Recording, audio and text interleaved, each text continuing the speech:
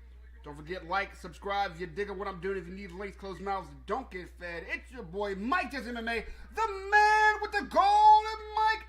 Back at it like I never fucking stopped. And we are 3 fights through this 5-fight main card. To my left, internet right, is Ant. Fuck them nicknames, just Ant. What up? We out here. We get her done. Ant, are you having a good time? I'm having an excellent time. I can tell. Appreciate you. And now the co-main event, Bilal Muhammad versus Gilbert Burns, which will be a 5-rounder, which does add a layer to this fight. And before we give our picks, tell me what you expect to see.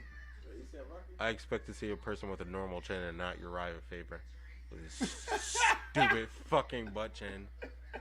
That's what I expect to see. His stupid fucking chin. Stupid fucking backwards hat. He's like 40 years old wearing a backwards hat. But him when he was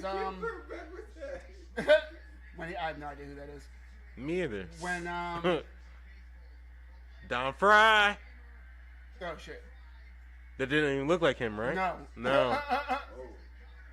That's the Jersey Governor. Phil Murphy. Is Phil Murphy the dude that had like a second family? I don't know. Jamal Hill in the building. That's his girl? What Is up, he? girl? He got a bad joint. What up, girl? Let's see. That's why he's smiling. Mm-hmm. He's like, yeah, you see my work? In and out the octagon, you heard? We respect women on this page, though. You feel me? You heard? What the fuck? Yo, these commercials don't be making... Yo, what is going on, bro? This is a European-ass commercial. Speaking of Europeans, we want to give a shout out to Manchester United, who plays tomorrow against West Ham. We hope they win. Here we go. Don't drop points. West Ham as opposed East Ham. And we hope Arsenal beat Newcastle United tomorrow. Please win. Thank you. One second. Can you handle that, Eddie? My fear is that this might be a boring fight. That is my fear. I think it's going to be a chess match. I think it'll be cool. But I am afraid that it's going to be boring, and I'm going to tell you why. Grappling. I think a lot of this is going to happen in grappling, and I think they're going to neutralize each other. I think we're going to see a lot of just like push up against the cage, tag, break up. Push you against the cage, tag, and just people trying to score where they can get it. I don't think this is going to be a very dynamic fight. I think that depends on Bilal, because a lot of the times you saw when Gilbert faced Chimaev, what Chimaev was giving, Gilbert was willing to give back. Yeah, for better or for worse. Yeah, he was willing to give back. Yep. I think Bilal dictates this fight. So if he wants to grapple, then that's what it's going to be. Mm-hmm. I think if he wants to strike, then that's what it's going to be. I would hope, though, that Gilbert was willing to take the initiative and be more aggressive, because I think if it comes to it, he's a better striker than Bilal. I think he may not have the grappling that Bilal has, but his jiu-jitsu is better than Bilal. I think he has all of the skill sets to dictate the fight, but I don't. That you differentiated the grappling and the Brazilian jiu-jitsu. Learn y'all some. They are not the same. Yeah, I think he has all of the skill sets to dictate the fight, but I don't think he will. I don't think that's his style. That is a very astute breakdown right there, Ant. I'm digging it. Now let's talk. When I say dynamic, right? Gilbert Burns, he is a dynamic guy, right? He finishes and he gets finished. Like that's been a plague of Gilbert Burns' career. But as they just show these highlights now, I feel like we saw a reserved and calculated Gilbert Burns against Jorge Masvidal. Obviously, I'm not saying Jorge Masvidal is the same Jorge. I'm not even saying Jorge in his prime was a super great fighter, right? But what Gilbert Burns could have done is had another Chimaev-style war, and Masvidal would have been down for that. Gilbert Burns didn't allow that to happen. So would you say that Gilbert Burns is the type of fighter that fights to his opponent's level? I feel like I put that.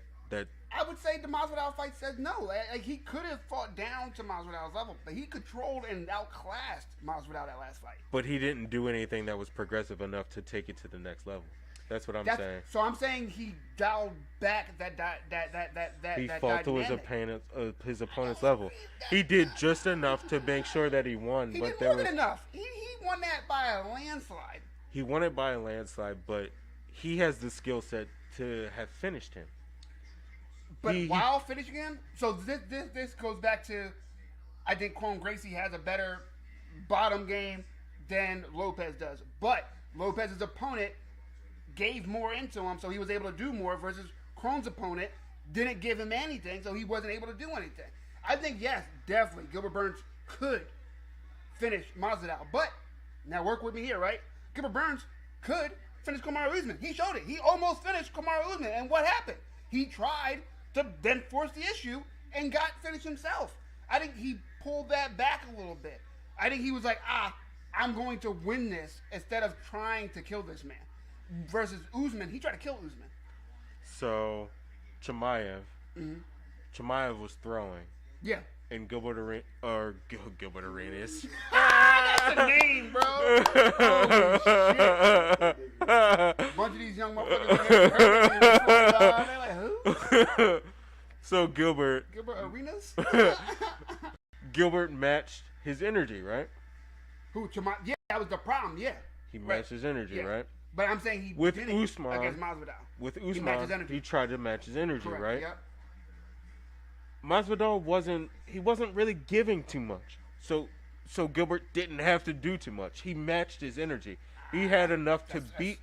He had enough to beat him. I'm hearing you. But it wasn't like I'm gonna go above and beyond to really try to get that finish. I think that's who he is as a fighter.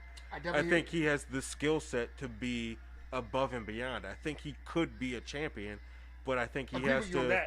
I think he has to push himself outside of his comfort level when it comes to his opponents. Mm-hmm. I think he does just enough to win. We disagree on the end, but we agree for a lot of that. Yeah. And now looking at some of these stats here, a little bit surprising. Significant strikes. Bilal lands a whole integer more than Gilbert Burns, 4.47 versus the 3.38. I believe this is per 5 minutes, if I'm not mistaken. He takes less damage, though. Let's see. Absorbed per minute. Gilbert Burns absorbs less, 3.13. So about half an integer, 3.68 for Bilal. Defense 58% for Bilal, 54%. What does that mean, though? No idea. Let's look at the grappling. Takedown, they're almost exactly the same, 2.19 and 2.16. Takedown accuracy also damn near identical at 35% and 37%. I'm going to guess that Bilal is shooting for more takedowns, though. Bilal, that's how I said this website. It's just not, I do have another website, though, for stats. Takedown defense, 92% for Bilal. That is fucking insane. I need to look at his. Yeah, I would like to see who he's actually fighting, though. Like that. Yeah, like you can't just throw that out. Yeah. I need to know who he's fighting to see how strong that takedown defense is. I had to stop everything I'm doing. However, it does make sense that Gilbert's takedown defense would be lesser than Bilal simply because of who his coaches are. Henry Hooft is not the coach that's going to be like, all right, let's work on takedown defense. That's fair. And he's not. I don't think he's worried about getting taken down. He's a world champion, Brazilian Jiu-Jitsu tactician. Yeah, that's true. Fun fact: he has a win in Brazilian Jiu-Jitsu over Cron Gracie. Does he? He does. By points. At what weight? That I did not look at. I don't know. So Bilal has a win over Sean Brady. Mm-hmm. That was last year. I don't remember who else he fought last year. Wonder Boy. Mm-hmm. Maya. Mm-hmm. That Leon Edwards was a no contest. But he was winning that fight arguably, no? I have to watch it again. I don't remember. I don't want to lie to you. Lehman Good. I don't remember. I don't remember that fight. Yeah. Remember the guy, but he's got a lot of no names. He's got a lot of no names on there. Jeff Neal beat him.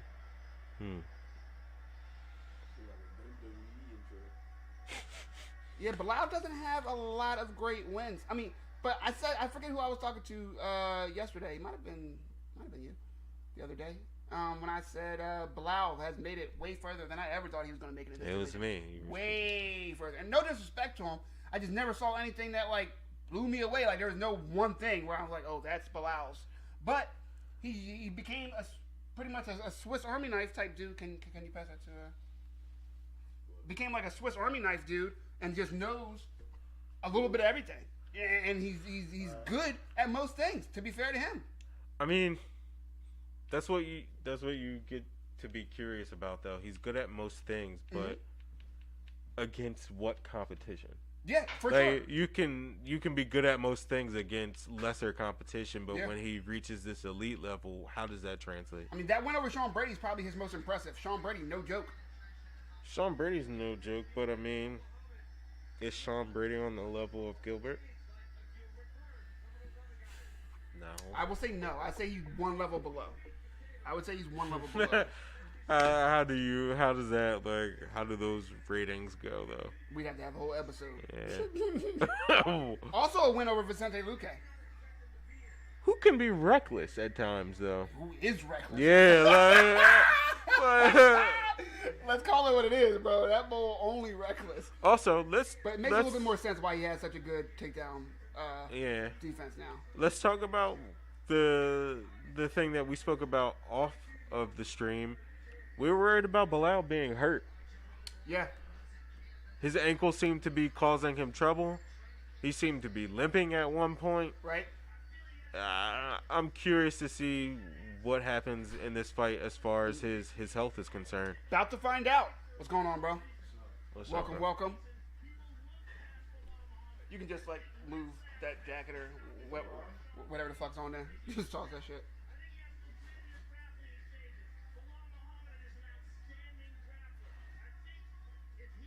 All right, going into Gilbert Burns' record real quick, which a way longer resume. Let's be real. He's been around for a while. 36. I didn't know he was that old.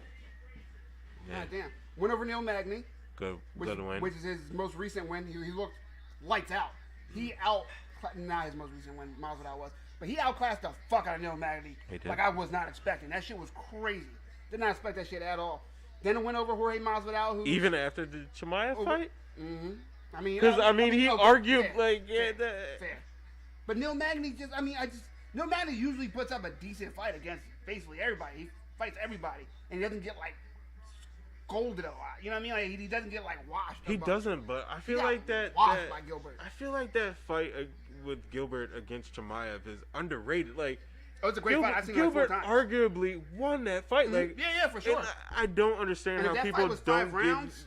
Gilbert would have won that fight. Yeah, Chimaev was being won. Yeah, he would have won that fight easily. He would have won those last 2 rounds easily. Agreed. So we're talking about the Chimaev fight. That was in 2022. His only fight in 2022. In my opinion. And then Wonder Boy, he has a win over Wonder Boy. He has a loss to Kamaru. But as I mentioned, I think it's a little, if he just ringed it back and just left that out of the octagon, I think he could have got away with a W on Kamaru. 100%. Because he's landed several times on Kamaru with some really good shots. And then Kamaru didn't land a knockout because of, like, shots that were there. It was shots that Gilbert gave him because he wanted to be in that brawl. I just think that was a huge mistake. That comes along with his camp, though. That's that's the camp that he's with that promotes that let's sling and go for it. There's not that.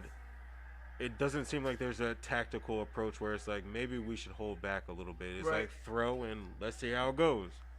I mean, Henry Hooft, though, is a successful coach. Like, I don't want to take anything away from Henry Hooft. Why? Here's what I would say. Henry Hooft had a fighter on one last night that won, right? Okay. When I saw that fight last night, I wanted to look up what was Henry Hooft's success rate as far as fighters are concerned. Because I feel like he has a lot of fighters that they throw a bunch and they're entertaining fighters. But what is their success rate? I'd have to look that up. I definitely Because remember. even Kamaru trains with Henry Hooft. He did, yeah. No, he still does. He's still with that camp. He trains with them part-time, and then he goes to Colorado with the coach, with Trevor Whitman. He's still with them because he trains with Gilbert. Yeah. Here we go. My official pick on this one, though, is going to be. I still got Bilal, man. As much as I don't want Bilal to win, I think he's going to. I think that's who I picked. I think I picked Bilal. Let me look at my picks. Cause I'm 50-50 on this fight, to be honest with you. I'd prefer Gilbert to win, Yeah, I picked but Bilal. I think Bilal, he's just more consistent. That's how you know I'm conflicted. I had to go back and see what the fuck I was thinking, really. Gilbert has the skill set to be the more elite fighter, but I think Bilal is more consistent where he won't make more mistakes.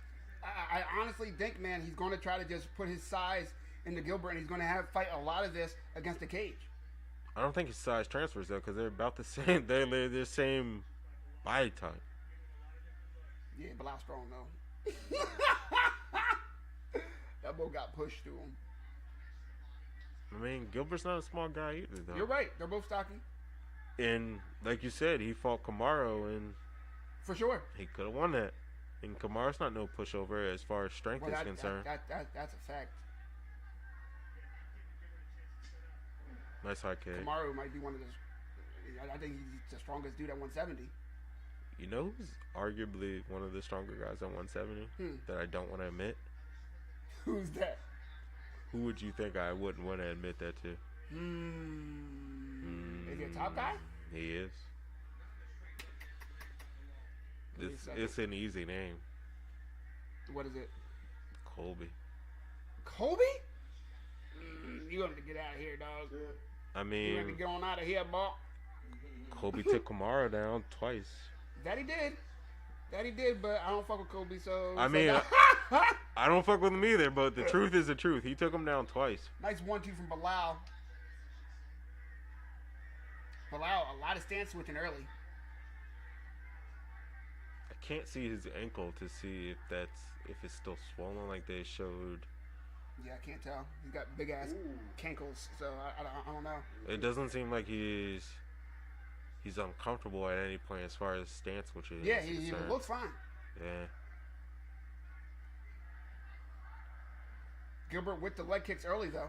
You'd like to see Gilbert try some little to push him back against the cage and maybe do some stomps to see what that ankle is really about. Yeah, it's fair. Right now, Bilal is literally just using angles to back up Gilbert. Neither one throwing much, neither one showing much. He's doing a good job of keeping the center of the cage. Gilbert Burn with the head kick, but missed. Nice body kick from Bilal. I don't know how much of that landed, though. Nice cross from Gilbert. Ooh! Oh! No, he didn't land that. That was a good shot, too. Gilbert good job getting up from but Bilal right up. It sounded like that kick may have landed, but yeah, for real. I think it was one of those kicks that it may have landed, but Gilbert was going into the motion, so it wasn't something that was clean that caused him too much damage. Maybe landed under the armpit. Yeah. He was so far into it that I think it might have been like the knee or something that caught him higher up. That's what it sounded like to me. Yeah, that's what I thought. He's lucky that didn't land on his head.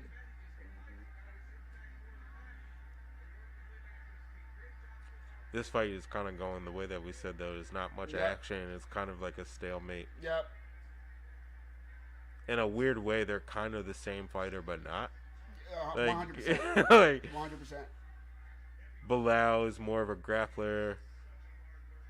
Gilbert is more hands, but I feel like they're so worried about each other's strengths that they kind of cancel each other out. And you got to think they're... Oh! Was that a jab that put Gilbert down? I don't think that put him down. I think he was off. I think he was off balance because of the kick that he threw. That's a nice... landing a little bit now. Those are two nice right hooks or nice crosses that Gilbert landed. And there goes the nose bleeding for Gilbert. That doesn't mean much, though. Bilal really putting that jab out there.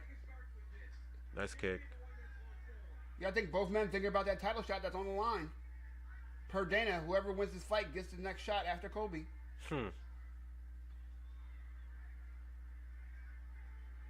Which I think he only said that out loud because he knows how fucking stupid it is for Colby to be getting a title shot.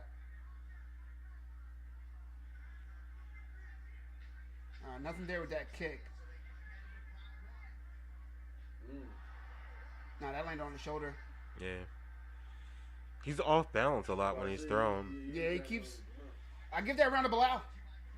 I think he did the better work. There wasn't much going on in that round, but the little damage that was dealt out. You can see that Gilbert.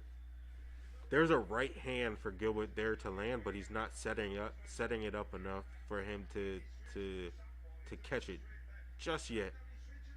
I'd like to see him throw some body kicks with his left leg to set up that right hand.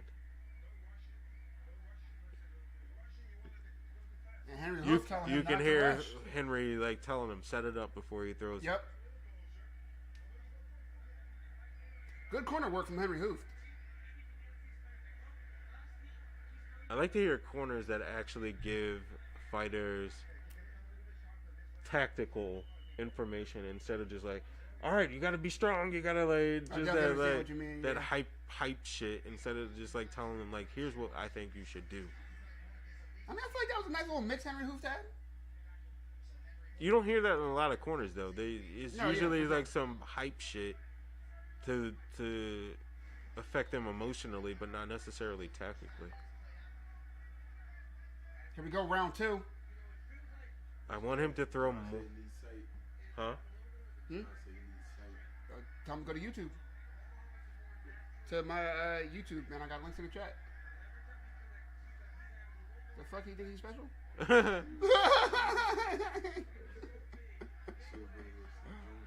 It's there. It's there that. What up, Abdul? Appreciate you stopping by, my man. Hi, Abdul. Salam alaikum. It's your first time here. Like, subscribe, etc., etc. Closed mouths don't get fed. If you need links, holla at me. If you need me, that's right. It's your boy Mike Just MMA, the man with the golden mic. Back at it like a crack addict in the 80s. To my left, my internet right, is Ant, who has been gracious enough to give us some damn good feedback on these fights thus far. Appreciate you, bro. Thank you. Thank you for having me. Of course, this being a card in New Jersey, I had to make sure there was Jersey in the building. You understand what I'm saying to you? Is that it? Here we go. Let's go. You can tell Gilbert that right hand is there. If he would just set it up, there's body kicks that he could throw to the left side. There's a left jab that he could throw that would set up that right hand. Not good then. Had too much yesterday. There's Way too tequila much. up there too that you can drink if you want some. Oh, really? Yeah. Oh, thanks, brother. Appreciate you. Want a beer? I got you too. I'm good. Thank you though.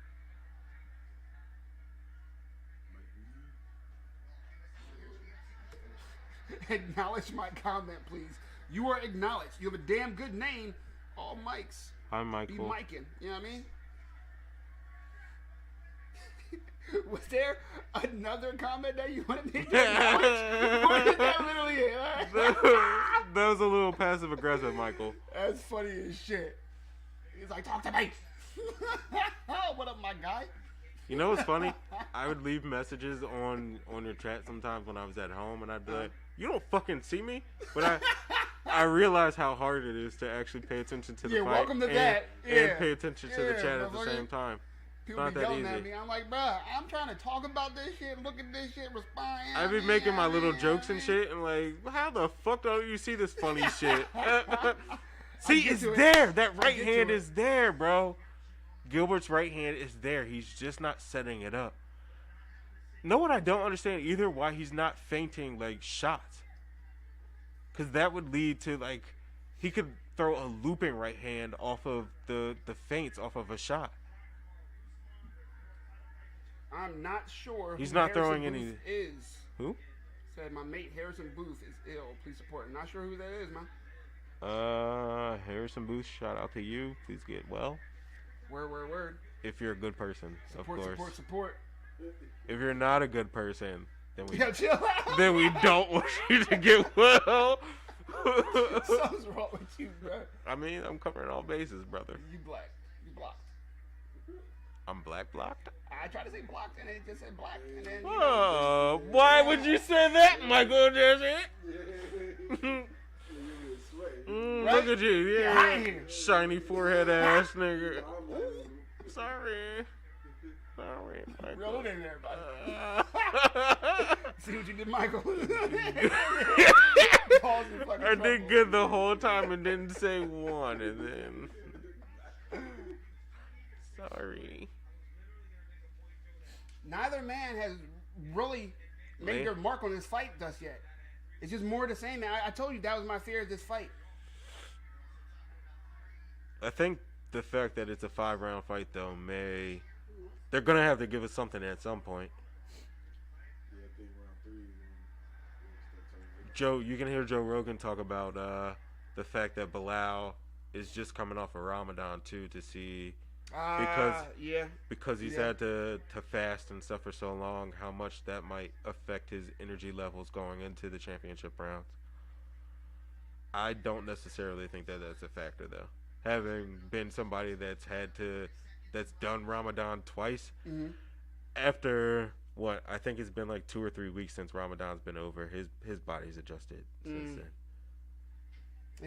What about the fight camp, though? That would be my concern. Having a fight camp during Ramadan, which you see a lot of these Muslim fighters don't.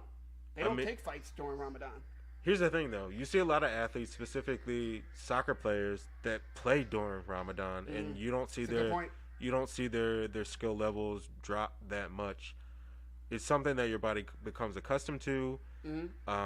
Specifically as fighters are concerned, you're cutting weight a lot of the times anyway, or you're dieting to get down to a certain weight anyway to make sure that you can get to your fight weight. So if anything, that's kind of an advantage. You're already at a point where you're not intaking a certain amount of calories. Of course, you're losing on carbs, so your energy levels may not be high, but the hard weight cut that you have to do later on, you don't have to inflict that type of damage on your body.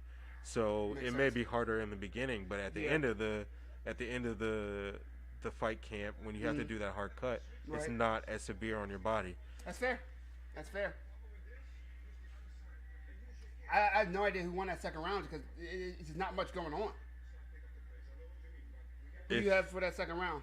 If I had to pick, I'd say Gilbert maybe because he seemed more aggressive, but I think if you had to ask the judges, you never know with that. You never know how the judges can view that because neither one of them did enough damage to be very, very clear in who actually won that fight. So yeah, agreed. I would say Gilbert. I'll say 1-1 just for the fuck of it, but I have no idea how to score that. Have you read Siege by James Mason? I have not, my friend. What is that about? Here we go, round 3. What's so insensitive? Why would we say that? I don't care about your friend. Let him go. Don't read those out loud. What are you doing? Low blow, but does not stop the action. It's about being epic. That sounds dope. See, Bilal is being aggressive with his movement, but not in his actions, man. He switches stances. He's trying to get the angle, but there's not much coming. I mean, I feel like that's Bilal in a nutshell, though. That's probably why 100%, that's why he hasn't gotten a title shot before this fight, because there's not much to his movement. He's not dynamic. No. He knows how to win fights.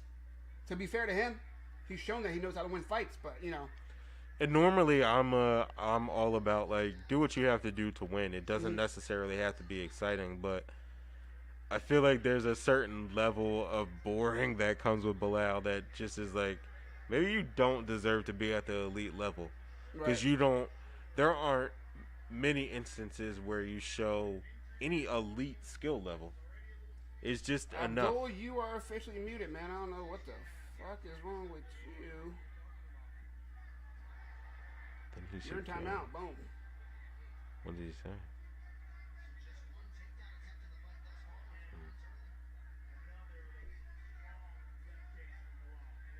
Yeah, we're going to keep this chat clean, ladies and gentlemen, or you will be removed because I ain't got time for that shit. All right. Once again, it's your boy, Mike Jason MMA, the man with the golden mic. And this is UFC 288, Aljamain Sterling versus Henry Triple C Cejudo. Yes, the king of cringe is back. I cannot express to you how fucking excited I am for this main event. I can't wait to really dig into it after this co-main event. We are halfway through this fight. Bilal Muhammad, Gilbert Burns, Lego. It's funny. We talked about this 2 days ago when we talked about how we thought this fight was just gonna be a boring, Yeah, man. nothing fight because they're kind of like the same guys. And Yeah. I will say, Bilal, I expected him to when he has him in that position against the fence, because he keeps getting him in that warning track, right, on the outside to push. of the octagon. To push. Yeah. To push. Even Bilal's throwing combinations, but there's nothing.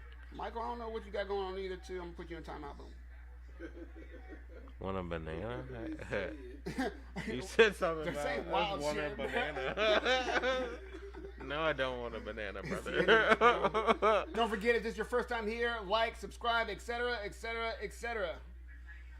How many of these people do you think are bots in this chat? Who fucking knows ever, bro? Who fucking knows ever? I'm pretty good at just click and ignore, though. That's fair. See, Bilal being the aggressor, cutting the ring off, but he's got to do something. If this is the area that you want Gilbert Burns to be in, you have to do something when you get that position. He doesn't want to. Nothing with it. He doesn't want to grapple with him, though. In the press conference, there was a mention of them training together one time. Yeah. And Gilbert kind of implied that he might have been strong as a grappler, but then there was like something that was left off about like what happened after they got like to the jiu-jitsu part of it. It's like we banged heads, somebody got cut, and then it was nothing. I think Bilal may have an understanding that like, okay, I might be a better grappler than him, but I don't want to go to the ground with him. So there's nothing aggressive coming. Yeah, but at least clinch, throw some dirty boxing in there, something. Like, if not, then why are you putting him against the cage? Like, what are you doing? What other option do you have, though? Push him against the cage, clinch, and throw some strikes. But maybe I'm not. Maybe I understand that I'm not stronger than him. Then why even put him against the cage? Because at least I know I look more aggressive than he is. He's not doing anything. That's the mindset of he knows how to win fights. I know how to win. Right. Like You're right. I'm more aggressive than he. But it is fucking annoying to watch. Like, because he's putting him exactly where he wants you to tell. I trained for him to wind up here, but he's not doing shit with that position at all. This is why he hasn't gotten a title shot with all those wins that he has, because it's nothing that shows an elite level of skill. It's just enough to win. That's a clear round for Bilal. I have it 2-1 on a not very entertaining fight. And Gilbert, like we talked about before, seems to be fighting to his competition. He has the skill level, and he can be more aggressive than what he's doing to just go at the dude. Because this guy clearly doesn't want to grapple with you. Henry just said to do something, and Gilbert said, I've been trying since the second round.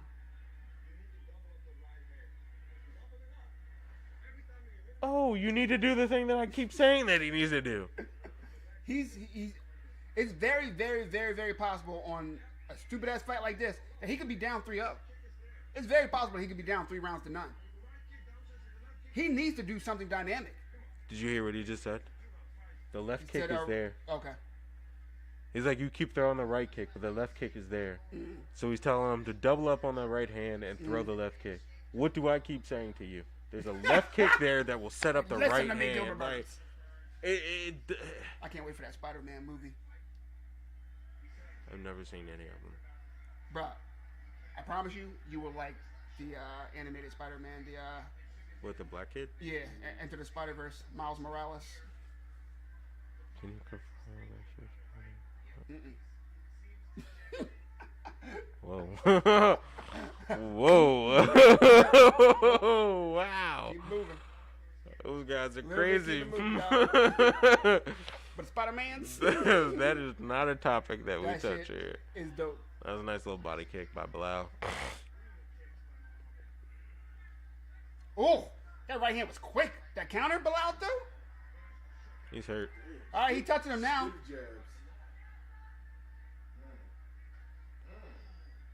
Burns is quick, but Bilal is moving fantastic. Like, I will say, of all the things that I'm mad at, the movement of Bilal has been flawless since the first bell. Nice kick to the body. Hit that elbow a little bit, though. That can hurt you. Break a foot. Hell yeah. The idea of my foot hitting somebody's elbow makes my foot hurt. Just thinking about it. I mean, it makes my elbow hurt too. That's the funny thing about MMA. It's like you can check things to make sure that they don't cause the ultimate damage, but you're still taking damage in that process. Yep. Like you getting kicked on your elbow is still not kind to your elbow. Only way to block a kick is to not let it land, bro. That's it. There's no such thing as fully blocking a kick. That shit hurt. Oh! That didn't land. Partially blocked, but man, like you still felt that. as far as I'm concerned, bro, it landed. You gotta move, bro. If you're not blocking it with two arms, that shit still hurt. It definitely didn't land flush. Oh. That was a clean right. Yeah. Bilal's starting to cause more damage. Here we now. go. Nice jab. The cross is blocked, but I like the volume now. That cross wasn't blocked. That right hand by Bilal landed. Did it? Yeah. I think the jab was what didn't land, but the cross landed. I wonder what effect he just fought, what, 3 weeks ago, 4 weeks ago? Oh, nice cross from Burns. No, he didn't. Yes, he did. No, he didn't. His head was moving as he landed that. He turned with that punch. I disagree. I'm telling you, he turned with that punch. Disagree. He's still moving forward. It wasn't something that landed clean. His head turned with that punch. We're going to see the replay.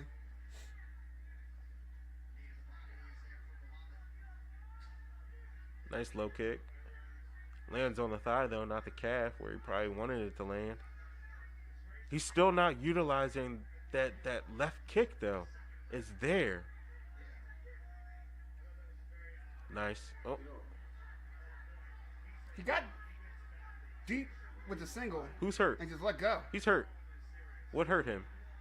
Give him some more. Give him some more. Come on. What hurt him? Mm-hmm. He's hurt, though.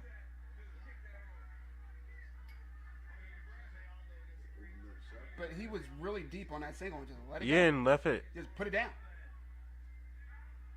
I mean, that probably goes to show you that he doesn't want to wrestle with that goot. Nice right to the body. It landed. I don't think it landed with any power, though. No. It wasn't like a powerful shot. It's terrible that this fight is exactly what we thought it was going to be. Yeah, unfortunately, bro. I try to not speak that shit into Nah. existence, but like We called that days ago that this is exactly what this fight was going to be. this is always what that fight was going to look like. Was this round 4? Mm-hmm.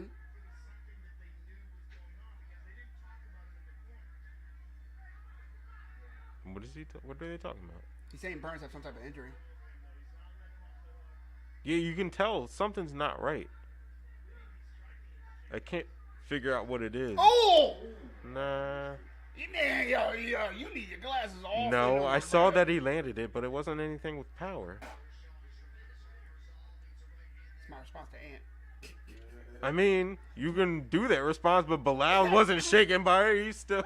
He's still in the fight. Like My technical analysis.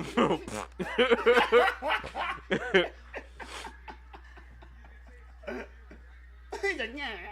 I'm telling you, bro. A lot of times people react to like these certain punches that, yeah, they land, but because it looks like it's clean doesn't mean it lands with power. It's something that's affecting the person. He's hurt though.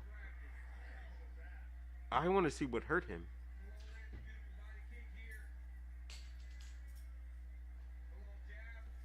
I want to know if one of those like kicks that landed on his arms is something that hurt him. Because he doesn't, Gilbert doesn't seem to be throwing with the same volume that he was before. Mm-hmm. Even with like little like feints or. See, look, he just puts it down. Yeah, he left it alone. That left arm. It's his. I'm about to say, yeah, is his shoulder messed up?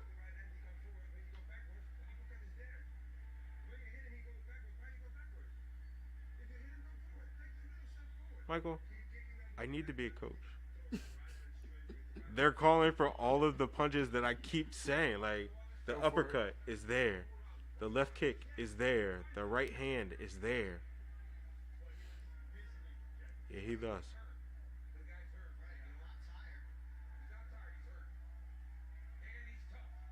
What's hurt though? He looks annoyed. His pride.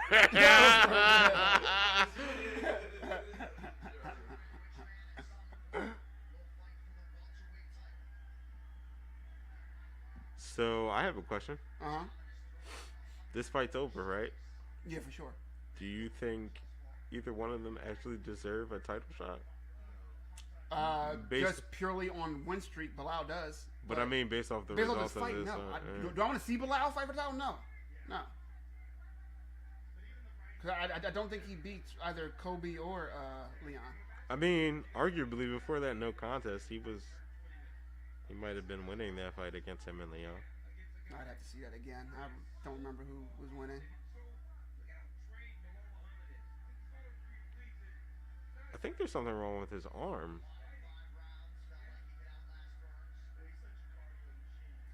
Specifically his left. He's throwing his right, but it doesn't seem like he's throwing his left. Yeah, Bilal is just backing him up.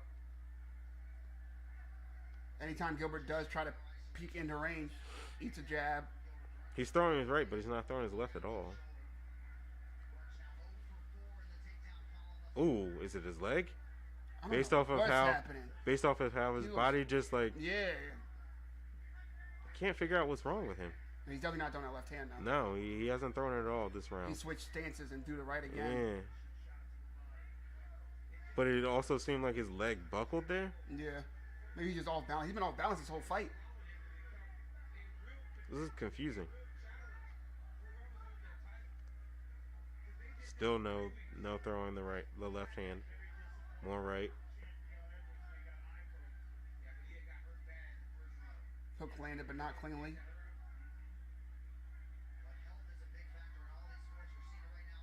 More right. Ooh. Gotta check it, fellas. Did your boys win? They just said it, and I had to check it. Oh, by 30 points. Damn.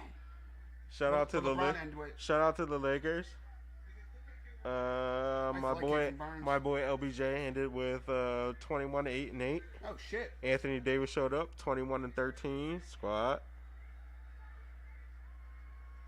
Lakers up 2-1 spot. Ooh, nice high kick that landed. That high kick landed for Gilbert Burns. Low. Did you hear me though? The Lakers just won by 30 points. Yes, I heard you. Are we all excited about that? I'm not very excited about it. But kudos to you and your team. Thank you. More excited than this shit. I mean, I wish I could say otherwise. Yeah, it's his left. Oh, it's got to be his left arm, man. He's not throwing it.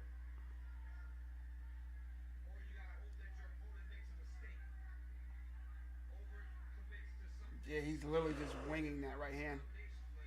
And then backing up, and then winging the right hand and backing up. That's unfortunate. Yeah, sucks. It's hard to judge the fight now. Because how long was it injured for? Was it injured coming in? You know what I mean? Like, I don't know. I mean, it's not hard to judge it because he's losing. We can tell why he's not losing. Not judge it on the scorecards. I mean, to judge his performance. I mean... Like, I don't know how much to take away if he came in and with an injury and then... Do we care, though? Because, I mean, at the end of judging him, yeah, for sure. What do you mean? Scoring the fight, no. Okay. You scored the fight how you scored the fight. But I mean, like, of what it means Analyzing for his next fight. Yeah, exactly. What it means for his next fight. You right. know what I mean? Like, I don't want to put too much on it if it was largely due to him being injured. I mean... I would love to hear more after this fight. That gets into a weird space, though, because then you start to look at his last fight against Masvidal, and it's like he might have been healthy in that one, and he didn't do much to finish Masvidal, who... See, you weren't impressed with that Masvidal fight. I was. I didn't say I wasn't impressed. I said he did enough to win. Yeah. That doesn't mean it's impressive, though. I just said you weren't impressed. You said, I didn't say I wasn't impressed. It wasn't impressive. Well, you weren't impressed with that fight, right? I think he did enough to win. I don't think he did. I was impressed by it. I don't think he did enough to... If that was a fight where he was looking to be the #1 title contender and he wanted the title shot after that fight, no, I don't think he did enough. Gotcha. What happened? Street beef is my shit. Let's go. I'm kind of sad for Gilbert though, Yeah. especially if he's injured. Like Gilbert's not happy. Gilbert's not happy. he's still not using his left No, arm. he's not. It's definitely his left arm. Yeah. It almost seems like Bilal knows that too. That sucks. I mean, he's got to know. You know what I mean? Like, you saw that man for that whole round not throw a left hand. That's kind of messed up too, because that's a guy that just did another training camp after fighting, what, 3-4 weeks ago? You kind of separate yourself from your family and all this kind of stuff for... Yeah. Well, he doesn't necessarily separate himself from his family, because he actually keeps them close to... Oh, does he? Yeah, he has them with him the whole fight week and everything. Nice. And show that when they embedded, but still, you put a whole bunch of effort in. After you already did a training camp, you already had a fight. Yeah. And for an injury to kind of stop you from... That sucks, man. Yeah, and you know this is the fight that will get me to the next level. Right. That sucks. And now, officially, you're never getting another title shot again in your life, bro. You don't think so? I can't imagine. Yeah. I mean, 170 is a division that moves. You know what I mean? It's hard to get recycled. He was lucky to get this. In my opinion. This is true.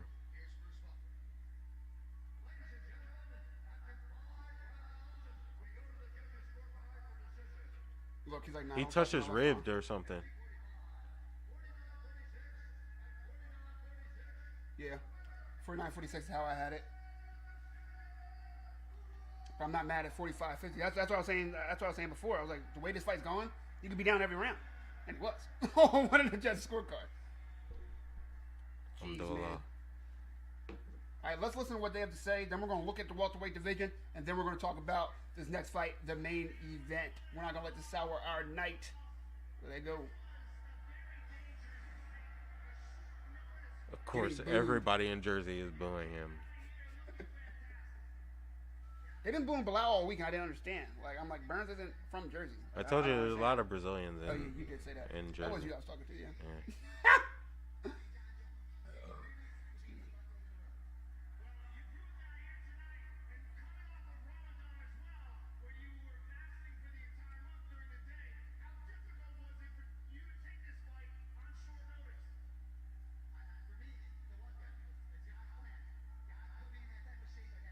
Joe Rogan asking Bilal about how he feels after Ramadan. He's just saying this guy's playing. He's good to go. Alhamdulillah.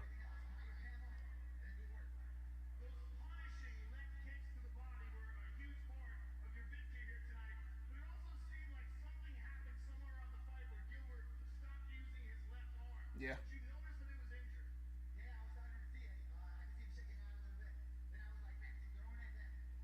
Now, if it happened because of the kicks, You called it? you said what? You called it. Yeah. If it happened because of the kicks. I'm telling you, bro. That shit, man. Motherfuckers know that watch my channel. The only way to successfully block a fucking kick, dog, is to get the fuck out the way. Don't let that shit land. It was weird though, because you saw when they were about to call the results of the fight, and almost looked like he touched his ribs, not his shoulder. Not even peep that. Yeah.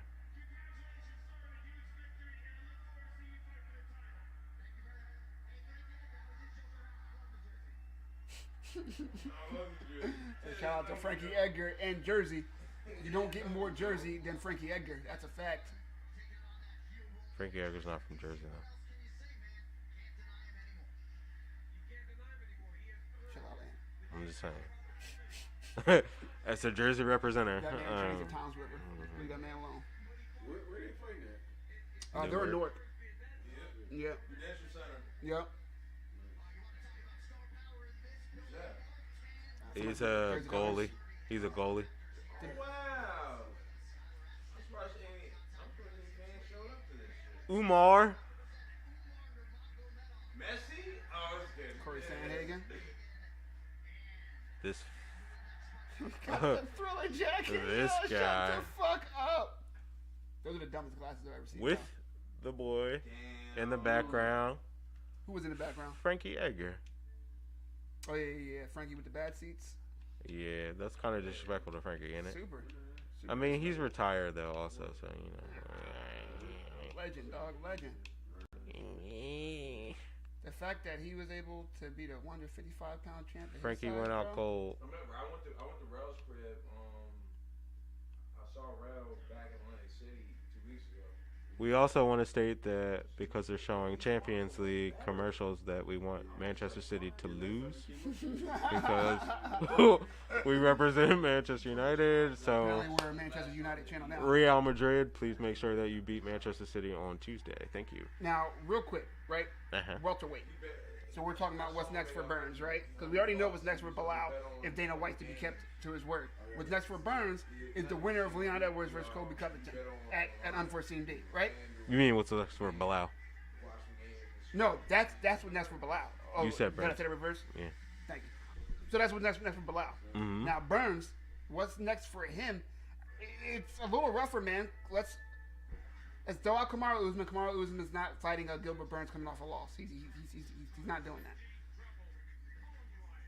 Khamzat Chimaev is presumably going up to 185, he's not a welterweight, yeah. and he's not doing a Gilbert Burns rematch, right? Mm-hmm. We got number 4 and number 5, which we just saw is Gilbert Burns and Bilal Muhammad. Mm-hmm. Now, stick with me here. Mm-hmm. Is Gilbert Burns brave enough to fight a Shavkat Rakhmonov? Because I don't want to fucking see that fight. I mean, whether he's brave or not is not the question. It's whether the UFC tells me he has to do it or not. I would not be surprised if that's the next fight. What other option does he have? Because if Steven, you're Shavkat, then that's, you want that. Gilbert Burns probably stays at 5, maybe goes down to 6 and switches spot with Shavkat. But overall, that'd be the biggest fight of Shavkat Rakhmonov's career. And Gilbert Burns, it would be a statement if he beat Shavkat. That would be a statement that would keep him in that conversation. what's the statement though? Because he beats him, and then we still know he's not good enough to beat Bilal. We still know he's not good enough to beat Leon. He can make an argument. He can make an argument. He hasn't fought Leon, but if you're Burns, you can say I hurt myself against Bilal, and that's what happened in that fight. You can say that. That's a plausible story. I got injured early on, and I couldn't have a good showing of myself. You could say, hey, the former champion Kamaru Usman, if you beat Shavkat Rakhmonov and maybe one more win, honestly, if you beat Shavkat Rakhmonov, depending on what Kamaru is doing, you can get a Kamaru Usman rematch.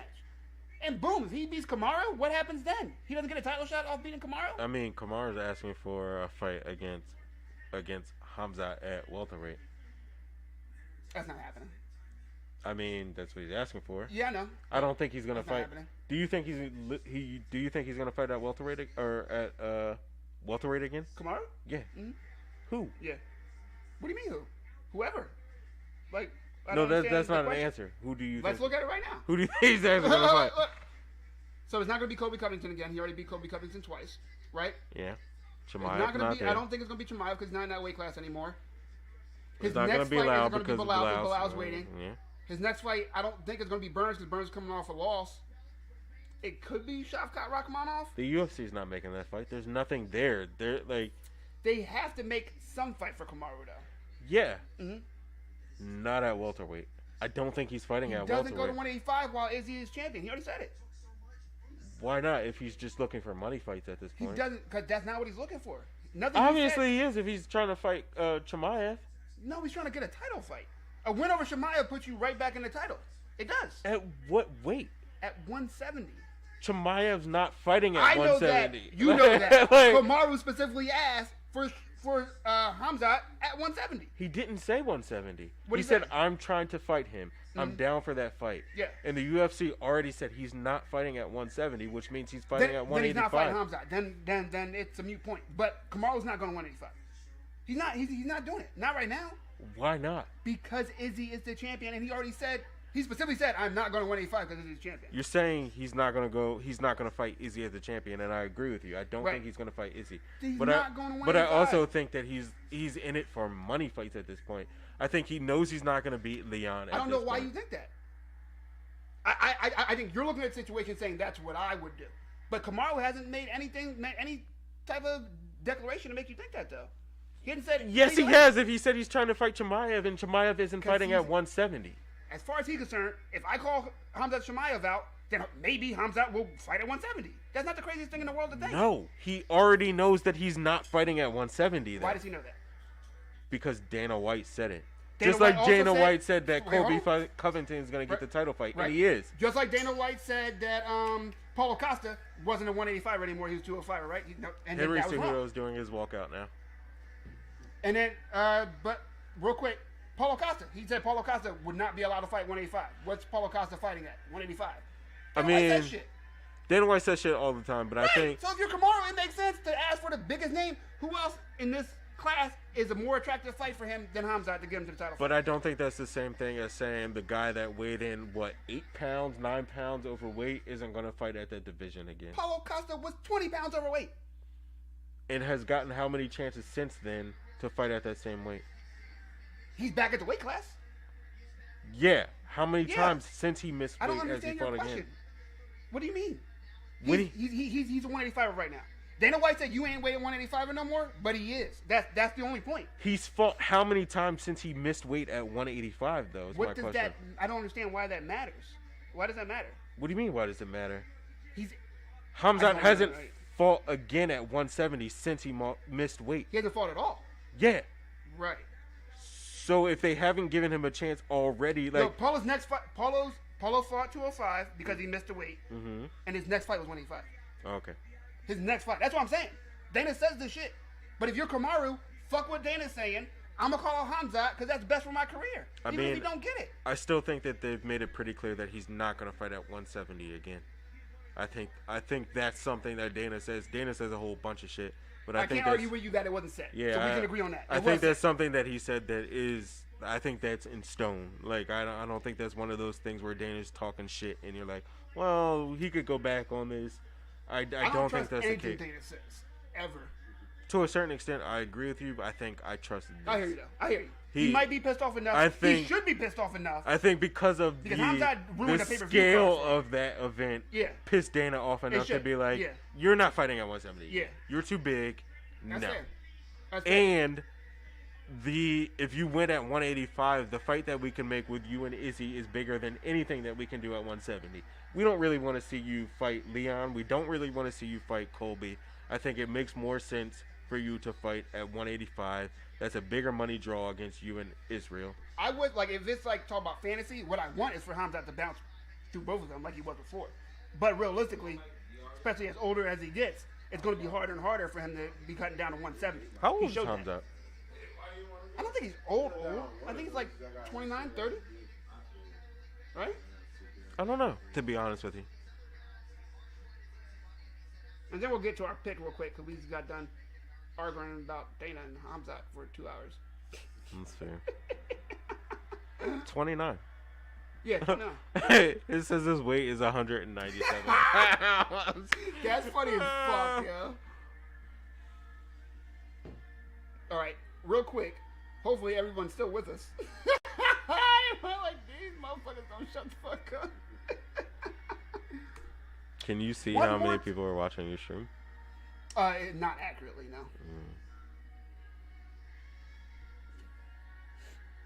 Why? Is this dude from New York? Yeah. He's from Long Island. So Aljamain Sterling can't get cleared in New York. He had some health thing that happened, and now New York Athletic Commission won't clear him at all. So that's why they're doing North Jersey, because so this is kind of like as close to home as he can get. I mean, they probably want to. Specifically in New York, NY Athletic Commission, huh? They probably would have sold out a Madison Square Garden anyway. Not on this card. Well, I mean, they would have made a different card. You're not. Yeah, this card is not selling out Madison Square Garden. But it definitely would have made a card that would. They And always bring it for it would have MSG. conflicted anyway because playoffs are going on anyway.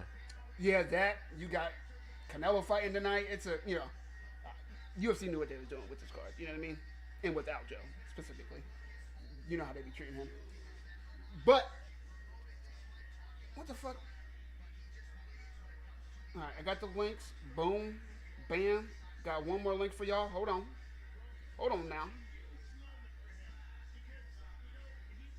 Bam.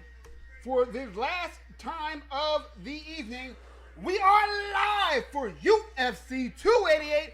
Aljamain Sterling versus Henry Cejudo. Triple C, the King of Cringe, is back and trying to dethrone the reigning, defending, after tonight, may be the most all-time defenses of a 135-pound champion in the UFC at 3 title defenses. Believe it or not, that is the most will be the most of anyone in UFC history. That's how good this division is. That's how competitive this division has always been after the steroids of Renan Barão were taken from him. Get on. You know what I mean? It's your boy, Mike Jason May, the man with the golden mic. To my left, my internet right, Ant. Don't need a nickname, Ant. What up, Ant? Appreciate you. Thank you for having me. Yes, sir. Yes, sir. Now, real quick, let's look at this division.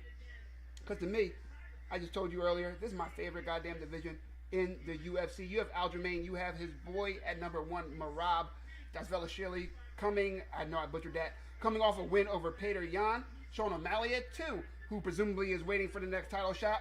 Corey Sandhagen. Peter Yan, who's still a problem, arguably won that Sean O'Malley fight. I believe he did win that Sean O'Malley fight. Marlon Vera, who, when you want to talk about the dog, talking about that dog, boy. He had the dog in him. He got heart, baby. Marlon Vera is a goddamn problem. Rob Font got them hands. Some of the best boxing in the UFC, if you ask me. Song Yadong just showed us that he is willing to put some whip ass on people. Dominic Cruz, old but still is old. Old but still talented. Pedro Munez, old, still talented. Ricky Simone just got Song Yadong. Ricky Simone, not old.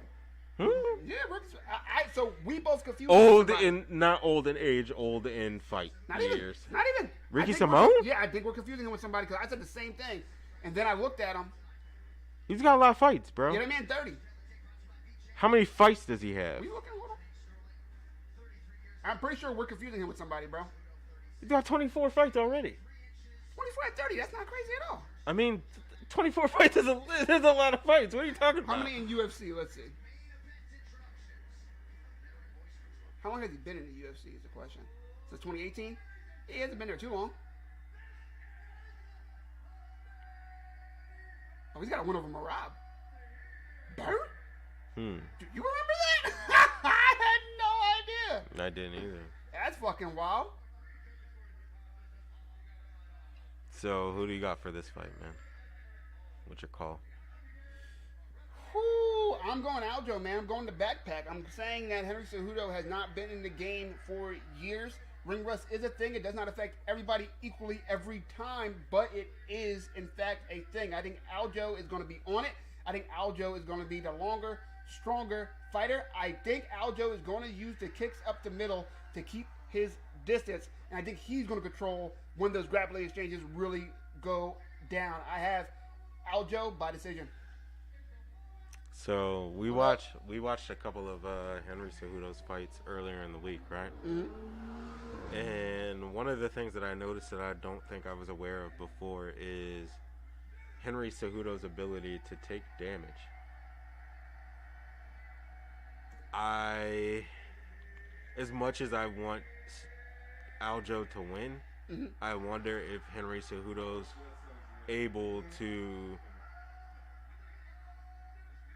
I wonder if Henry Cejudo is able to weather that storm and take some of that damage, and maybe Aljo, who we've seen kind of tire out in the later rounds of certain fights, if he's then able, Henry Cejudo is then able to put the pace on him. And, that is the fear, right? The late rounds, we're talking about an Olympic level wrestler type cardio, which I don't think on the planet there's a better cardio than Olympic style wrestling.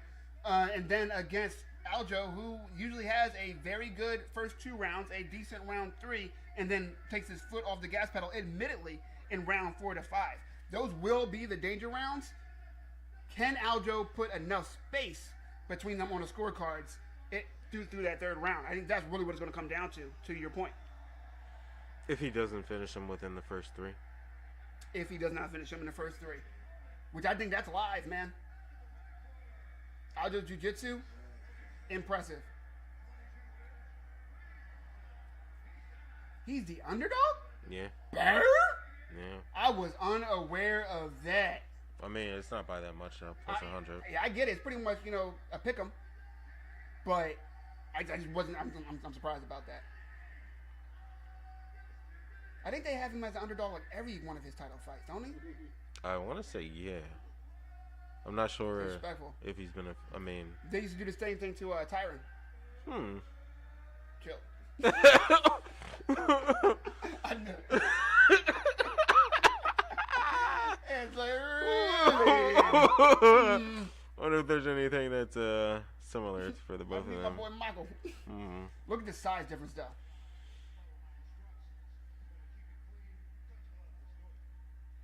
I wouldn't touch his Surprised gloves. they touch I gloves? would not touch his gloves. I'm surprised they touch gloves.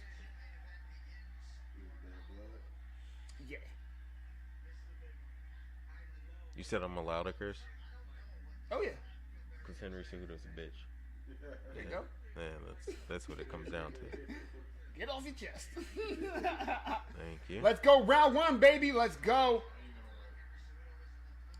Aljo forward pressure early. If you're Henry Cejudo, you have to throw something hard early to make sure that Aljo does not keep this type of pressure on you. If Aljo's able to keep this type of pressure on him for 5 rounds, it's a done deal. You got to make Aljo respect you. He is holding, Henry Cejudo being he, is holding his head and chin Straight out up. very straight, very far out beyond his hands. Yeah. Double tilted back. Yeah. That can't be good. Using the kicks for range. Yep, yes it does. I want to see those kicks up to the body for Aljo. I think I want to see him chop down his legs more than a kick to the body. Because of his stance, it seems like Henry Cejudo may be able to move out of the way of a lot of the damage that body kicks can take. But it seems like his legs are there. Oh, now that was very is easy for him. not good. No. Because that was way too easy of a takedown. The good thing Cejudo. is that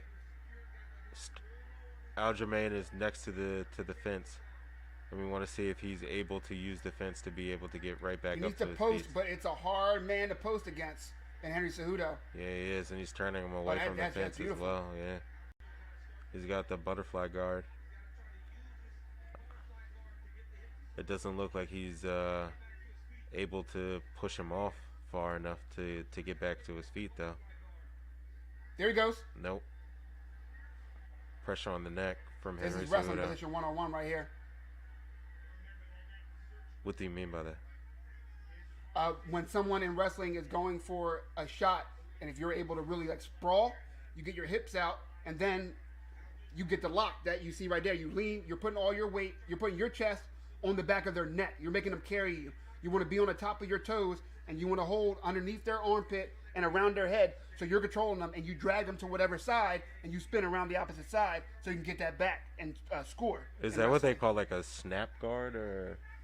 Oh, he got up though. I don't know. It was a good job getting up from Aljamain. Ooh. Nice kick to the body. So Left hand connects as well. you see Aljamain has a right hand there.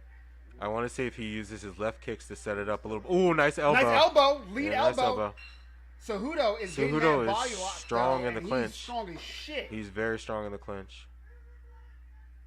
Don't let him scoop you like that. Yeah. And he let him scoop him with Yeah. that left, bro. Holy shit.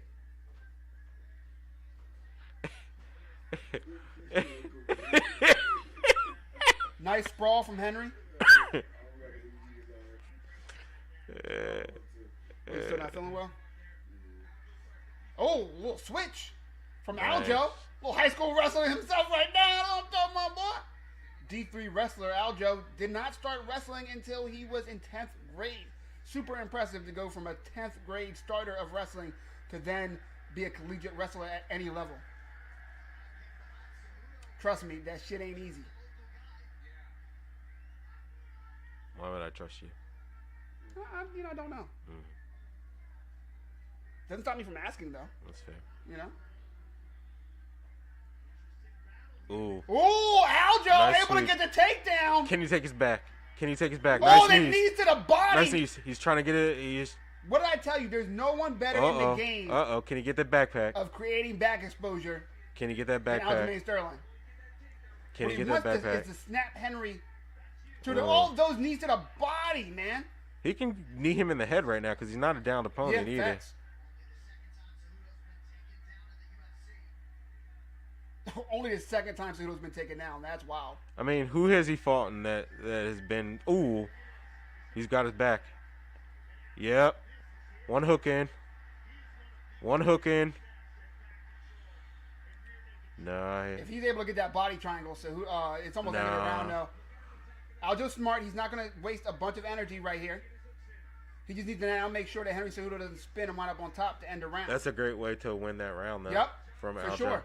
I get this round to Aljo. Yeah, he did enough there. Ooh! Oh, and in the left hand! Let's fucking go, baby! Let's go! That was some hating that elbow. Let's fucking go. They call them Hellbows. I got it 1-0. Your boy, Aljamain the Funk Master. Let's listen to what his coaches say. You can't let that happen again, man. Oh, speaking Spanish.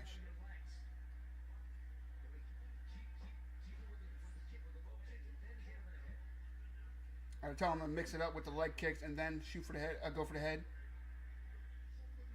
He looks tired. Cejudo. Who? Cejudo looks tired. They said Aljo. I'm like, Aljo looks pretty stone cold right now. No. Cejudo appears to be breathing a little heavier than what I would expect. I wonder if that's a little bit of ring rust. You know? We're about to find out. Yeah. Yeah. Who is that? Give her a card to hold right quick. I can't take this serious with Keenan Thompson being right. With the Outcast shirt? directly, yeah. I fuck with it. It's very strange. So 90s. Let's go. And Cejudo, listening to his coaches, comes right out with the leg kick attempt and misses, though. Nice jab from Aljo, something that I think he's been Nice kick missing from steadily Aljo. for a while, but kicks always at that. Oh, Nice there you kick go. from Aljo. There we go. Aljo, if Cejudo lets Aljo Nice keep with kick this from- forward pressure, it's a done deal. Yeah, I thought it was her for a second, too. No, it's a nice body kick, though. Ooh, nice right hand from Cejudo. Cejudo is fast. That didn't land, though. It's hitting the shoulder. It didn't really hit his face. Nice leg kick for Cejudo. Nice jab. Or cross. Cross. Yeah. Left cross. Nice body shot. There you go. Cross to the body. Nice catch. Kick to the body from Cejudo. That uppercut Follows up didn't, the uppercut, but it didn't missed, land. I believe. Yeah, it didn't land. A lot of stance switching from Aljo. His hands are a lot better than I thought they would be.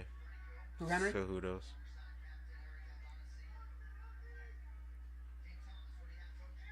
Oh, head kick lands partially. I think it was the foot, though. Oh, More so okay. than the shin. I don't think that landed. I think that hit the shoulder.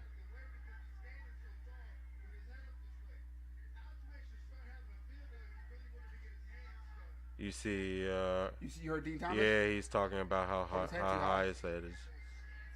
It's there. He's got a counter right on that too. If he baits him into throwing that left hand, if Aljamain baits Henry into throwing that left hand, he's got a counter right there. Look, double the amount of strikes landed. That was a nice high kick. You would think Aljamain could throw a little bit more push kicks too, Yes.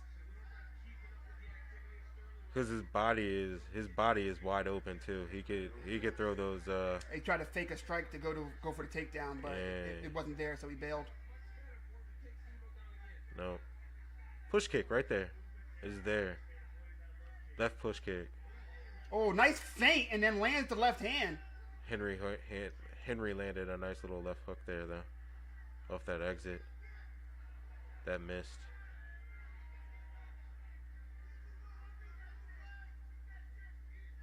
Aljo's got that kind of right. It's there. Hip feint with Cejudo. No, don't throw it first. Feint that left and throw that right for Aljo. Cejudo swinging hard, trying to talk about, trying to gain that respect that I spoke about earlier, not letting Aljo just walk him down. But Aljo's pretty much getting in and out when he wants to. He's not causing much damage, though.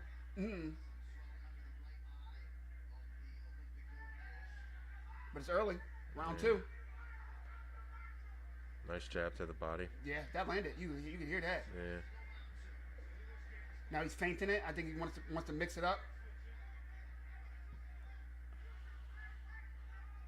Aljo needs to get off that gate, though. He can't let him back him up on that gate like that. Eat a big hook. Nice job throwing that right. Keep your hands up, Aljo. He doesn't have to. Spinning elbow and mostly blocked.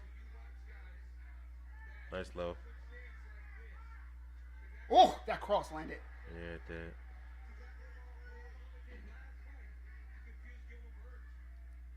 Aljo needs to use his jab a little bit more, though. Keep him at a distance. That's what I've been screaming his whole career. Yeah. His whole fucking career, dog. He's long enough to keep that away from him. Yeah. That was blocked. Landed on the chest.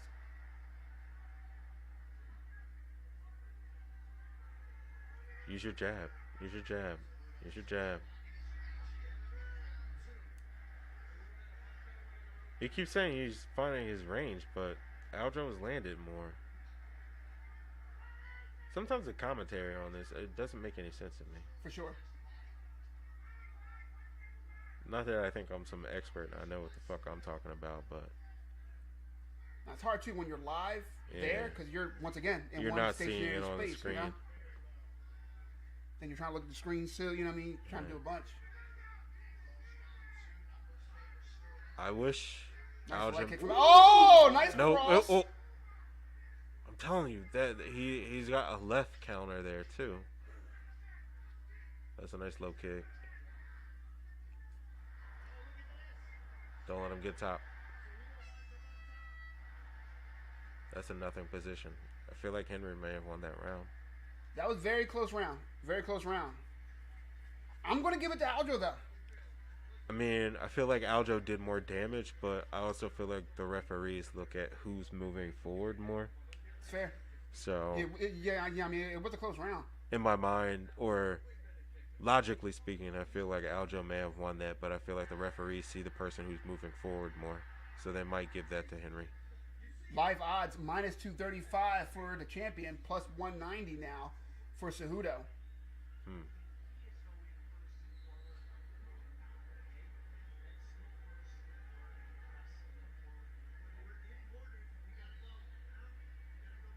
Cejudo's coach is telling him he needs to be first. Oh, she's security. August 19th. What is he talking about? Who said August 19th? His coach with the dumb glasses. Joe Rogan just had the same thing. Yeah.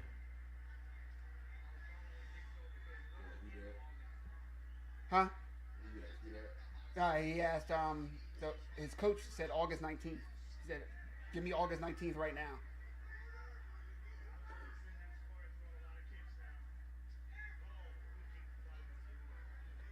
When Cejudo throws that right kick, Aljo needs to counter with a left hook right away.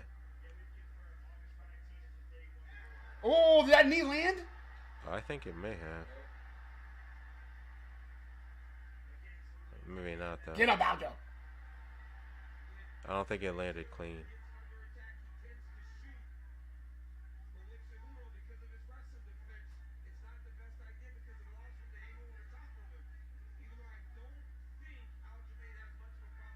Yeah. Huh. That's interesting. That They Henry let him up? Cejudo was willing to let him up. Yeah, I don't understand that. He should have spun to the back. Maybe he felt how strong Aljo was and didn't like it. Or he Push kick thinks to the chest. Yeah. Like that. From Aljo. Definitely want to see more of that. that's a jab for him. Those push kicks. Yeah, for sure. That's what he uses for distance management. He kicks up the middle instead of a jab. That's his thing for some reason.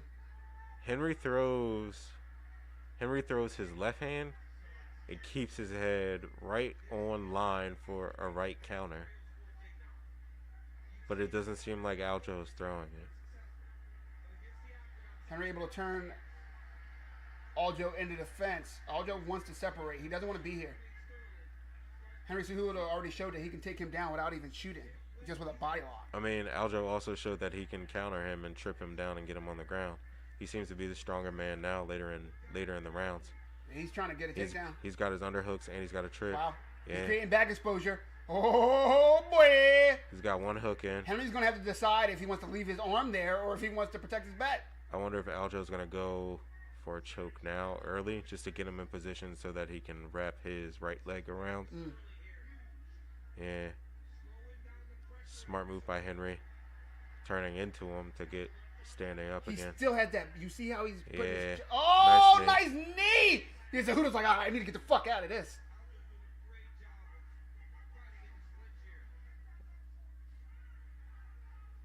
It's still impressive defense by Henry to not end up back on the ground. This fight is infinitely more entertaining than the last fight. Which is weird, though, because a lot of the times this is more boring positions than...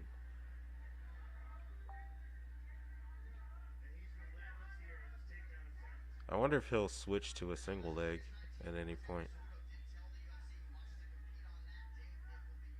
He keeps trying to go for trips. Yeah. I mean, to be fair, it's going to be He's been hard to get a successful single for leg it. on Cejudo. You think so?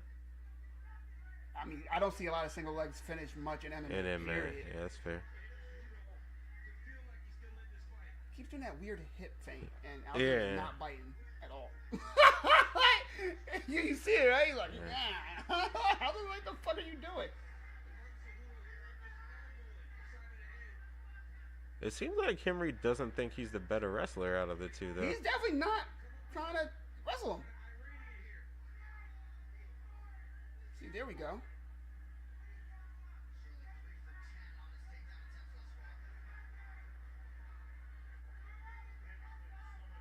Yeah, he is. Asshole. He's like, this is where you got surgery, boy? I forgot about that. Aljo had neck surgery. had neck surgery. What?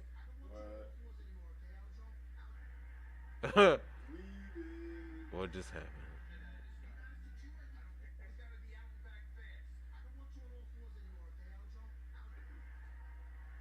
What's the answer? Bird? Yeah, I don't know what just happened.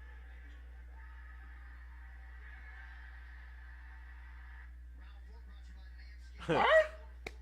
Yikes. Bruh. I'm really upset about that, actually.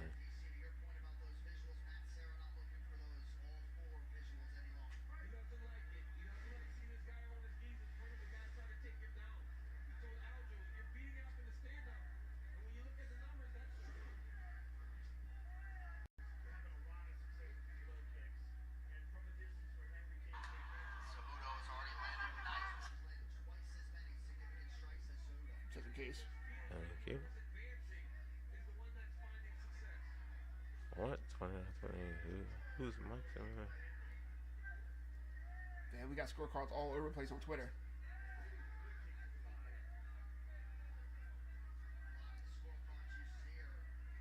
People have Henry up? I don't see how it's 30-27. It's 3 rounds to nothing, and then it's, what, 2 rounds to 1? Yeah, I'll say 2-1. Aljo? For Aljo, right? Yeah. I mean, based off of what we saw. Right, exactly, unfortunately. Damn, even those odds right up.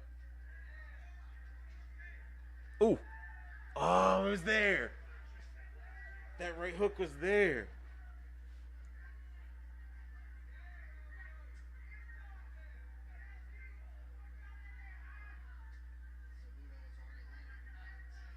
Cejudo looks to have a second wind.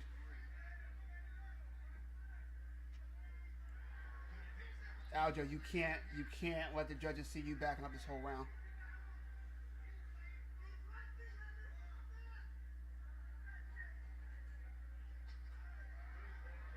Nice leg kick. Oh! Ooh. Did that hit his head or his shoulder? I don't know, but that left hand from Aljo landed. He landed a right and a left, while Henry only landed that kick. This really isn't as close as it seems, though. Nice leg kick from Aljo. Oh, right hand lands for Henry. No power behind it, though. And he's not going to get this takedown. If Sterling doesn't start fighting for those underhooks, he might. He's not strong enough. There we go. There we go. Aljo's clearly stronger than him in the clinch. That's why he keeps breaking and trying to stand up. He doesn't want to wrestle with him. Cejudo the aggressor now, though. Moving forward. He's taking more damage, though. Aljo's arguably landed more of those kicks to the body. His jab is still working.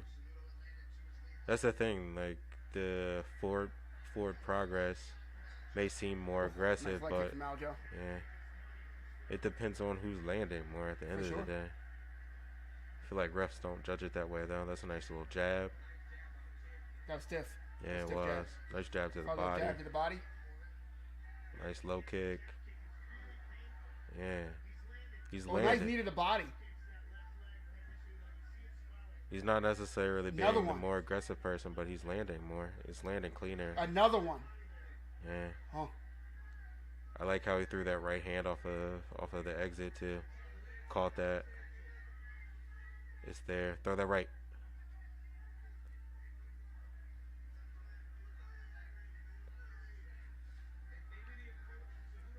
Left jab, right hook. Yeah, he's not throwing many right hooks at all. Left jab, right hook. It's there. Left jab, right hook. Good head movement for the champ. Yeah, it was. Kick to the body, caught. Nice elbow. Henry eats an elbow for it. Henry's still not strong enough to take him down. Nice knee from Henry, though.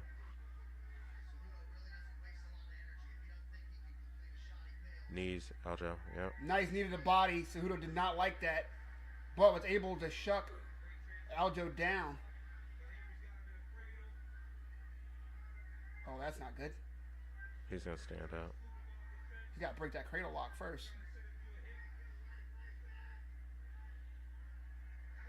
You Nice gotta attack job the hands, turning bro. into it. There we Nice go. job turning into it. Nice. Nice job turning into it. Knees, knees, knees, knees, knees. Wow. That was some flexibility. From For Cejudo. Henry, yeah. He sprawled so wide it was a split, bro. Like, I ain't never seen no shit like that. Wow, I'm not gonna lie, man. 90 seconds into this round, I thought Cejudo, this was a Cejudo round. Aljo turned it up. Do you Let's think so? go, champ. Do I think what? That was 90 seconds into that was a Cejudo round? Alright, that's how I had it. Yes. Zah? Like the first minute and a half or so, yeah. You said it didn't look like it to you? Me either. I feel like Aljo won that pretty clearly. He may have not been moving forward, but he did more damage. I don't know. Well, you're both wrong. It's all good. But, you know, at the end of the day, he definitely won that round. Aljo. I got a 3-1 champ. One more round and still. Let's go.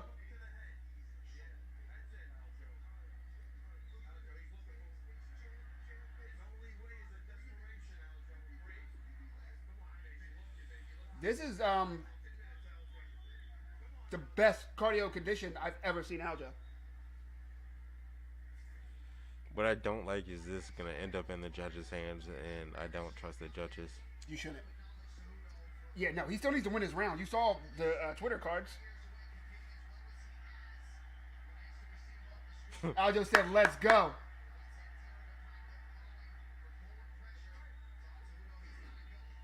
I'm not shaking his hand. Nice low leg kick.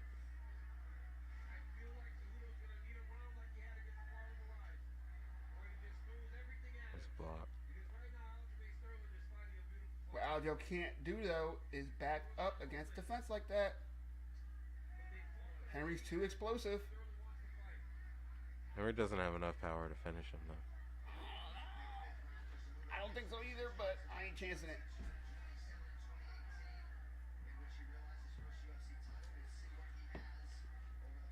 Cejudo definitely stalking. He's tired though. He's shaking out his arms and everything. Yeah, but he's got that right hand. Who? Lock and loaded. Henry? Mm-hmm. Are you worried about Henry's right hand? Yes. Why? I think you should, at this level, bro, you gotta be worried about everything, dog. I'm not saying Cejudo's a power puncher, but he's clearly looking for that right hand right now. I mean, he hasn't thrown it once in this fight that made us think like, ooh, that should be something that Aljamain should be worried about. Not that you shouldn't respect all of your opponent's tools, but yeah, that's what I'm saying. I'm not saying like, yeah, you get. That was a nice body kick. Yeah, it was from Henry. Now, see, when he turned off like that, I wish he would have thrown that left push kick to create more distance. You had an angle for it. Henry's body was open to it. There you go. Like that. Yeah. That one. Right hook. Ooh, he was there. He threw it. Yeah. There's a left uppercut there for him, too. For Aljo, if he would throw it. On the lead, he's fighting. What the fuck? Left. Ooh, Oh, there it is. Nice left There hand. it is. Throw the uppercut now. Feint right, throw uppercut. It's there. Throw. I feel like sometimes with MMA fighters, what you don't see Nice left hand of Henry. in them is a change of cadence. Their cadence is always the same, and when they throw, you can time them. It's like a 1, 2, 3 throw. 1, 2, 3 throw. You know who I think does That was do a that nice pretty well, right hand. Well, used to Connor. Changing his cadence. Mm-hmm. Check out the his fight against Eddie. Eddie couldn't read it. Instead of being like boop boop, he was like boop, bang bang. Like it's that last combo was just fucking nasty. And then he kept hitting him. Yeah, I feel like a lot of the times you see boxers that are elite at that, but MMA fighters, it's a rhythm to what they're doing that never really changes. Yeah, I hear what you're saying. And you can see like Aljo has, like he landed that left cross, and he doesn't jab off of that or he doesn't kick off of that. It's just like I landed that left cross and I'm gonna sit and see what happens with that. Nice leg kick into the takedown attempt, but Henry Cejudo, as you would expect from a gold medalist in wrestling, has a hell of a sprawl.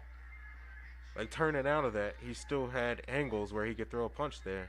Oh, knees from Henry. Left hook, there. He didn't throw it. Yeah, left hook is there. Yeah, he just sat on it.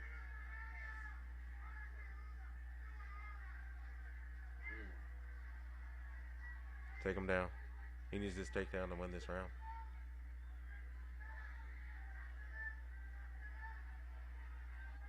Knees. Yeah, knees to the body would be Knees. good. There you go. I feel like he should have thrown that right knee instead of that left. Or left knee instead of that right.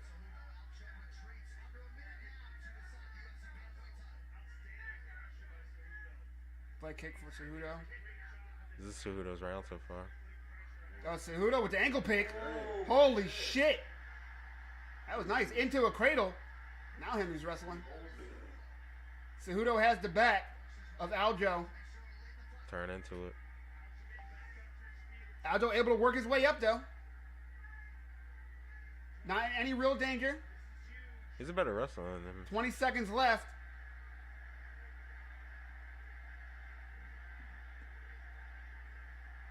$15 seconds. If I'm Henry's corner, I'm yelling, let go. Yeah, let go and shoot for a finish because this isn't enough for you to Aljo win. turns into him. Cejudo really just never able to find consistent answers.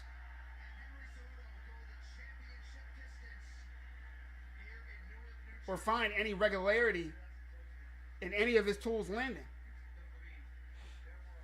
I say I'm going to go 3-2 Aljo.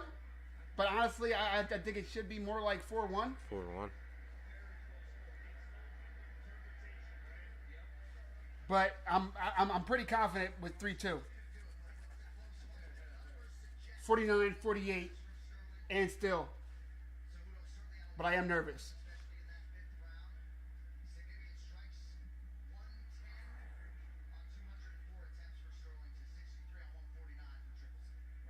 Wasn't close. 110 to 64. Agreed. I don't think it was close. I think it's a clear win for Aljo, but judges, and you saw the Twitters. You saw people twittering. What do people be looking at though, bro? Sometimes I don't fucking know, bro. Sometimes I literally don't fucking know.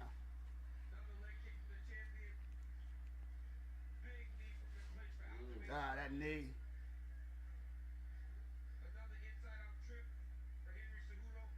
What round was that? That was probably the round that we couldn't see. Yeah, I was about to say, I don't remember that. Look at that. Just scooped his hips up. It's like, get the fuck over here. So, I mean, if that was the case, maybe it was 3-2. Right. 3-5.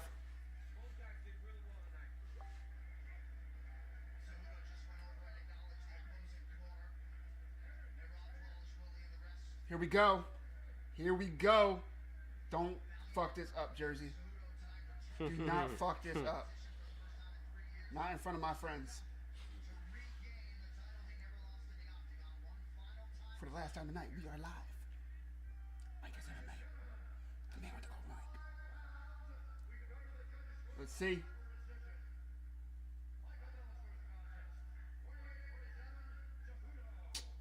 $48-47 Cejudo.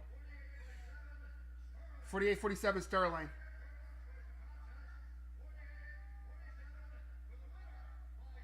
Winner by split decision. And still, baby! Holy shit, I was about to have a heart attack. And still, as it fucking should be, the Funk Master, by decision. Dana don't look happy. Yeah, look at Dana's face. Hating ass Dana. I don't think Dana wanted either one of them to win that, to be fair. I don't think Dana cared who won that fight. He still was going to be. Ladies and gentlemen, and still, once again, it was your boy, Mike Jason MMA, the man with the golden mic for UFC 288, Aljamain Sterling versus Henry Cejudo. What a card. What a friend. And we appreciate you. You are welcome back anytime. I'm about to listen to Aljo gloat and Henry cry. You have any words for the people, Ant? Fuck Henry Cejudo. Bang, bang,